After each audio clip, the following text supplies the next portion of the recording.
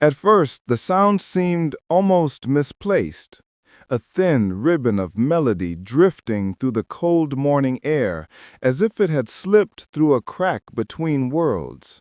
The camp was usually defined by harsher noises, boots on frozen soil, the clank of metal gates, the low murmur of men who had forgotten what quiet felt like. But today, the notes floated softly, unhurried, carrying a warmth that felt impossible beside the barbed wire. British sentries paused, unsure whether to trust their own ears. German prisoners lifted their heads, drawn by something they had not expected to hear again. Music, shaped not by command, but by human breath and fragile hope. It threaded through the yard with a gentleness that asked nothing of anyone, only offering its presence like a lantern placed in the dark. In that moment, the camp did not quite transform, yet something inside it loosened, as if the melody had brushed a layer of dust from every tired face. No one spoke. No one needed to. The music settled over them all. A reminder that even in wartime, beauty could appear without warning, inviting the listener to follow it toward whatever meaning waited ahead in the silence. The men who gathered in the yard did not look like the heroes or villains painted in newspapers. They were simply tired, wrapped in the quiet weight of long months spent far from home. British officers stood with their hands tucked behind their backs, coats buttoned against the chill, their expressions softened by the unexpected calm. They had learned to read the camp like a living thing, noticing the smallest shifts in mood, yet even they seemed caught off guard by how the music softened the morning. Across from them, German prisoners lingered in hesitant clusters, unsure whether to step closer or keep a respectful distance. Some clasped their caps, others folded their arms as if anchoring themselves to something familiar. For a moment, uniforms lost their sharp meaning. The lines that divided captor and captive blurred into something quieter, something human. The melody reached each man differently, stirring memories of distant cities, warm kitchens, and nights once simpler. No one admitted it aloud, but in that shared listening they found a brief sense of company that required no permission. As the final notes drifted into silence, a quiet wonder settled over the camp, gentle, almost fragile, like a candle protected by cupped hands. It wasn't just the music that held their attention, but the strangeness of its presence here, in a place built for discipline and deprivation. Nor a tool of command, yet it had been allowed to bloom in the cold. Why? That question floated between them, unasked but impossible to ignore. What purpose could a concert serve in a world defined by conflict? Was it mercy, strategy, or simply the human need to feel something familiar? Among the British officers who oversaw these camps, there existed an old, almost ceremonial belief in what they called officerly conduct. It was a code shaped long before the war, carried through academies, family expectations, and the quiet pride of belonging to a tradition that valued restraint over cruelty. To them, discipline was not measured by harshness, but by composure, the ability to maintain order without surrendering one's humanity. This mindset framed how they viewed the men in their charge. Even if the prisoners wore the wrong uniforms, they were still soldiers, and soldiers deserved a measure of dignity. Leniency, when offered, wasn't a sign of weakness, but a reflection of the moral architecture the officers believed they were meant to uphold. They saw structure as the anchor that kept a place like the camp from slipping into chaos or bitterness. So rules were firm, but they were predictable. Punishments existed, but they were not designed to humiliate. This approach created a curious space where respect, however cautious, could grow between captor and captive. And in that space, gestures that seemed unusual for wartime, like allowing music, found room to exist, guided by a belief that order and compassion did not need to be enemies. Almost everything felt stripped down to its simplest form. The arrival of music depended on small miracles. Instruments, when they appeared, surfaced from unlikely corners of the camp, as if they had been quietly waiting for someone to notice them. A battered violin emerged first, pulled from a Red Cross parcel sent by a family who could only hope it might reach the right hands. Its varnish was worn thin, its strings mismatched, yet when touched, it still held a timid voice. A wooden crate in the supply shed was discovered to contain an old accordion, its bellows stiff, its keys stubborn, but alive enough to shape a tune. Other instruments weren't so much as found as created. German prisoners, guided by memory and necessity, fashioned makeshift flutes from discarded piping and stretched strips of metal to mimic the strings of a zither. British carpenters, curious rather than sentimental, offered scraps of wood to help build rudimentary frames for drums. None of these creations were perfect. They creaked, rattled, and sighed with every note. But within those flaws lived something tender, a reminder that beauty did not need. His name was not spoken often, but the men recognized his steady presence long before they knew about his unusual idea. He was a British officer with a composed manner, the kind of leader who observed more than he intervened, and who carried himself with the quiet certainty of someone shaped by both discipline and empathy. He noticed how the camp's atmosphere shifted whenever a bit of music surfaced, how shoulders lowered and conversation softened, even for a moment. It stirred something in him, a sense that morale, for prisoners and guards alike, depended on more than rules and rations.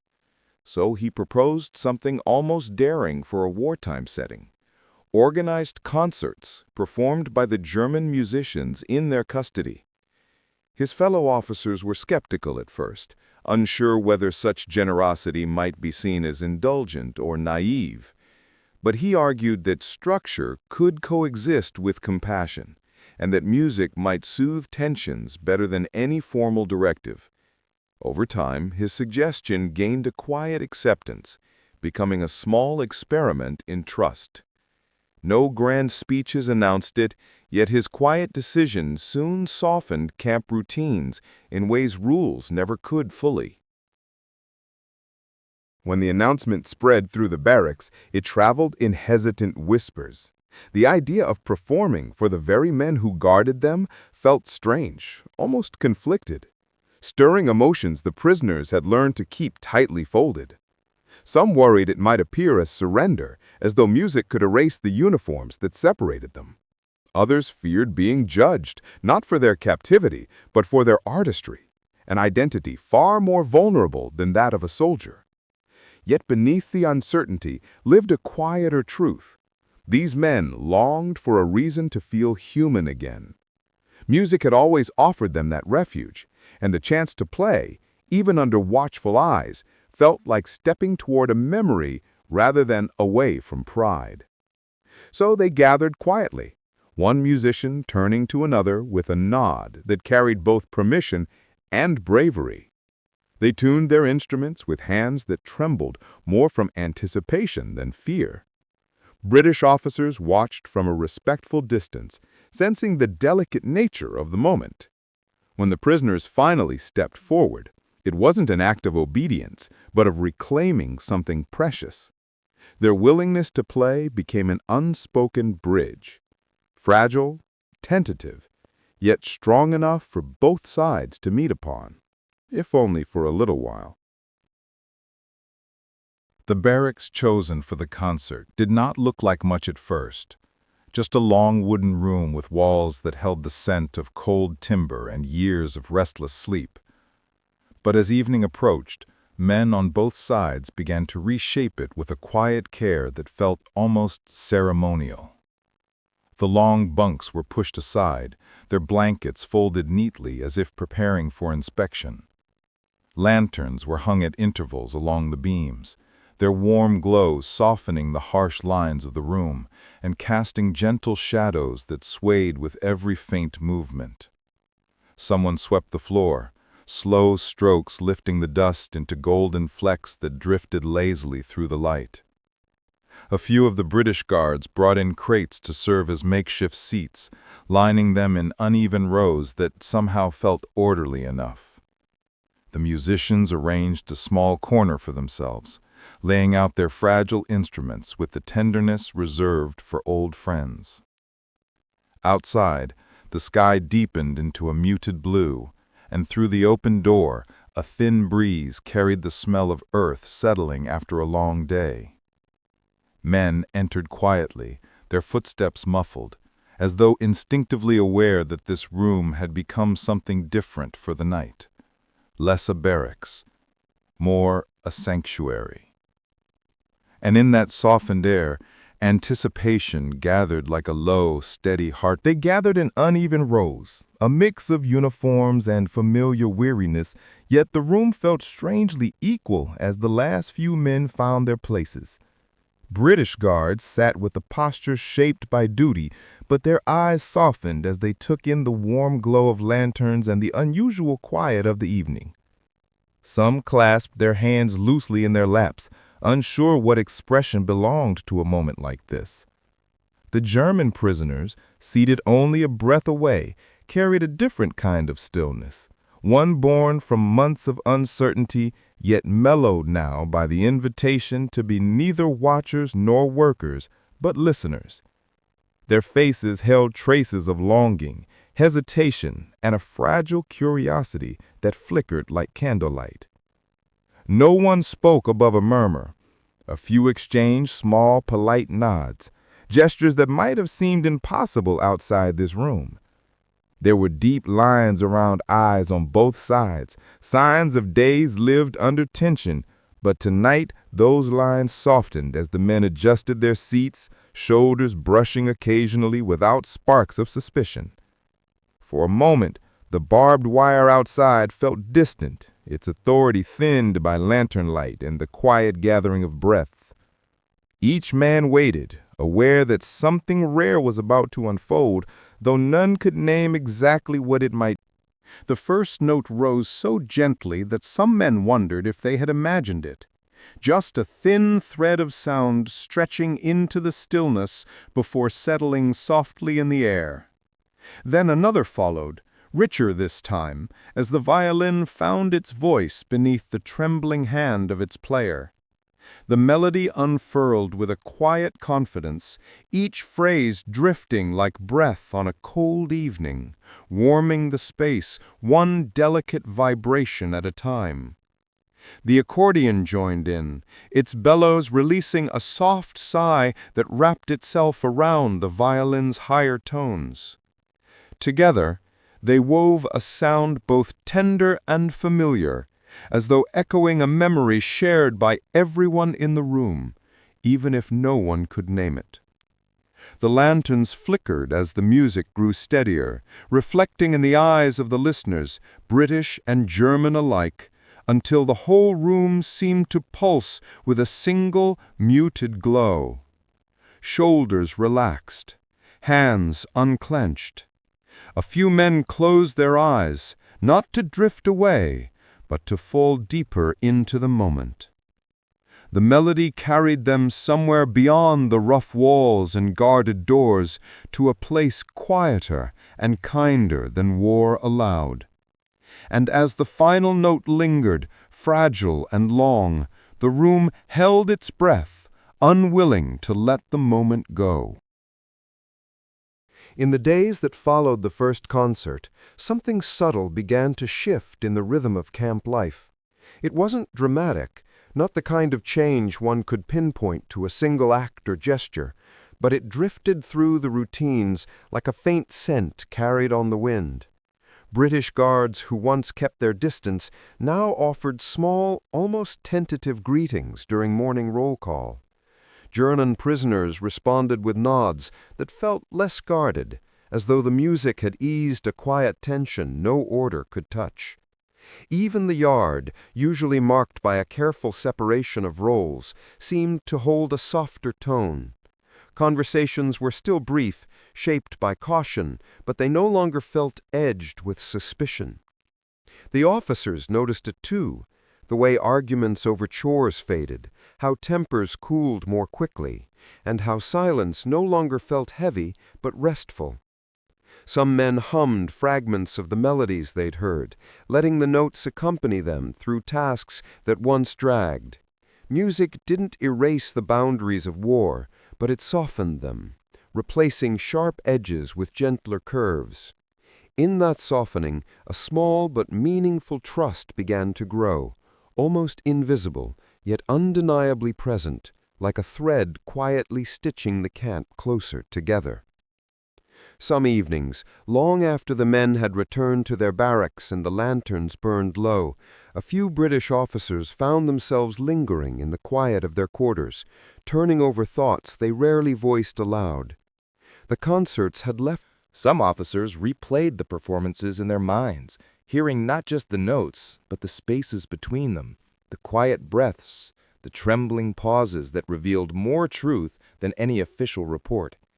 It became harder to reconcile those human moments with the brutal logic of the conflict they were part of. They wondered how a war so vast could contain pockets of tenderness so small and yet so profoundly real.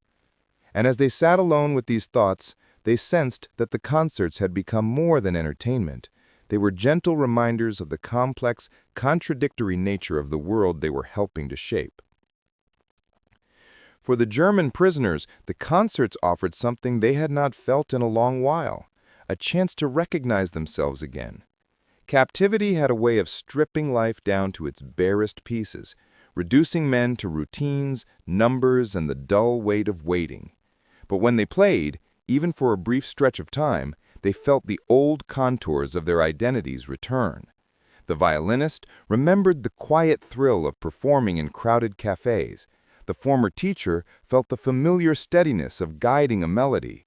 Others simply felt their shoulders lift as music bridged the gap between who they had been and who they feared they were becoming. The act of creating sound, real sound, shaped by skill rather than necessity, restored a dignity that daily life inside the wire often threatened to erode. It reminded them that their value extended beyond the war, beyond the uniform folded beside their bunks. And after each performance, as they stepped back into the dim barracks, they carried with them a small Warmth. A steadying reassurance that the music had not only reached their captors, but had quietly nourished something within themselves as well. When letters finally made their slow journey beyond the camp walls, they carried with them stories softened by distance and the need for reassurance. British officers wrote to their families with a restrained wonder, describing how the prisoners had filled a wooden barracks with music that felt almost unreal after months of monotony. They mentioned the lantern glow, the makeshift seats, and the strange comfort of sitting beside men they had once faced across muddy fields. Their words were measured, but beneath the surface lay a quiet relief, evidence that even in war, something gentle could still find its place. German prisoners, writing from long tables under watchful eyes, chose their phrases carefully, but a similar tenderness crept into their sentences. They told their wives, parents, and sweethearts not only that they were alive, but that they had been allowed to play or listen to music again, a detail that felt almost like a blessing. Some described the trembling joy of holding an instrument after so long, Others spoke of the surprising kindness of the guards who attended the performances. These letters traveled across countries divided by conflict, carrying small truths wrapped. News of the concerts did not stay contained within the camp for long. Rumors drifted outward through supply officers, medical staff, and the occasional visiting inspector, each version shaped by the teller's own surprise. Some accounts framed the events as harmless curiosities, small attempts at maintaining morale in a bleak environment. Others carried a tone of hesitation, as though uncertain whether such leniency aligned with the expectations of wartime conduct. When these reports reached higher command, they were met with a mixture of raised eyebrows and quiet contemplation. Some officers in distant offices found the idea almost admirable, a sign that British discipline could coexist with a measure of humanity. They saw it as a reassurance that the army had not lost itself to bitterness or cruelty. But there were also those who regarded the concerts with suspicion, worrying that too much sympathy might blur the necessary lines between guard and prisoner. Memos were drafted, reviewed, and filed away, never quite condemning the practice, but never fully endorsing it either.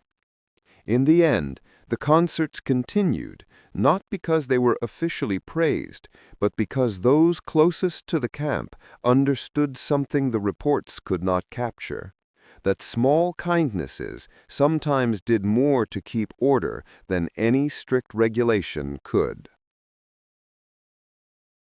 When these reports reached higher command, they were met with a mixture of raised eyebrows and quiet contemplation.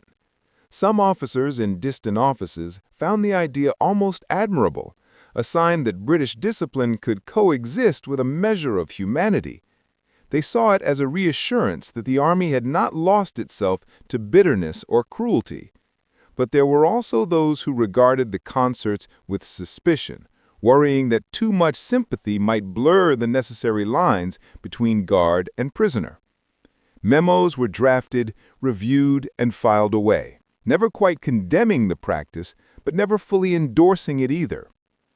In the end, the concerts continued, not because they were officially praised, but because those closest to the camp understood something the reports could not capture: that small kindnesses sometimes did more to keep order than any strict regulation could. Years later, long after the fences were dismantled and the uniforms retired to trunks or forgotten corners of attics, the memories of those concerts lingered with an unexpected clarity. For many of the British officers, the music became one of the few recollections from the camp untouched by the harshness of war. They remembered the soft lamplight, the trembling first notes, and the sight of men, once labeled enemies, listening with unguarded eyes. Those evenings took on a quiet glow in hindsight, as if they had been small sanctuaries carved out of a world too often defined by loss. The German prisoners carried those memories as well. In the decades that followed, the war stories most often told were the ones shaped by danger, endurance, and the terrible weight of loss. Yet among the men who had lived inside that camp, whether as guards or prisoners, there lingered another kind of memory, quieter but no less enduring. When they spoke of the concerts, their voices softened, as though reaching back to something fragile they wished to protect. British officers recalled the unexpected calm that settled over the wooden barracks when the first notes floated through the air, describing it as a moment when the world briefly stepped out of its own violence. German survivors remembered the trembling of their own hands as they lifted their instruments, uncertain whether they still knew how to summon beauty after months of deprivation. They spoke not of triumph, but of recognition, of seeing, across the dimly lit room, faces they had once feared, becoming simply human. Some admitted that the music had kept them from sliding into despair, offering a reminder that life could still contain gentleness even in captivity. Others described the concerts as threads that stitched scattered parts of themselves back together. and as they looked back across the long years, the memory carried a bittersweet glow, a reminder that even in a great war, a small peace had found room to breathe. When freedom finally returned and the camps emptied into a world eager to rebuild itself, most of the men carried away more than their belongings. They carried the memory of small mercies. Kindness in captivity did not erase the wounds of war, nor did it pretend the suffering had been small. But it proved that compassion could survive even in places built to confine. Years later, when the men tried to explain this truth to their children or grandchildren, they found themselves returning to the same gentle point, that decency shown in hardship becomes a legacy of its own. Long after the final shots faded, the memory of shared music lingered like an echo, soft but enduring. In the end, what lingered strongest was not the structure of the camp or the weight of its fences, but the simple truth that beauty had found a way to exist where it had no logical place. The concerts were never grand or flawless. They were fragile arrangements held together by uneven notes, worn instruments, and men who had every reason to retreat into silence. Yet those evenings proved that even in darkness, the human spirit searched instinctively for light. Music became the lantern they gathered around. British guards, German prisoners, men shaped by different loyalties yet softened by the same quiet longing. It reminded them that beneath the layers of duty and conflict, there remained a shared hunger for meaning, for memory, for connection, that war could dim but not erase. Looking back, it becomes clear that the true power of those concerts was not in the sound itself, but in the space the sound created. A space where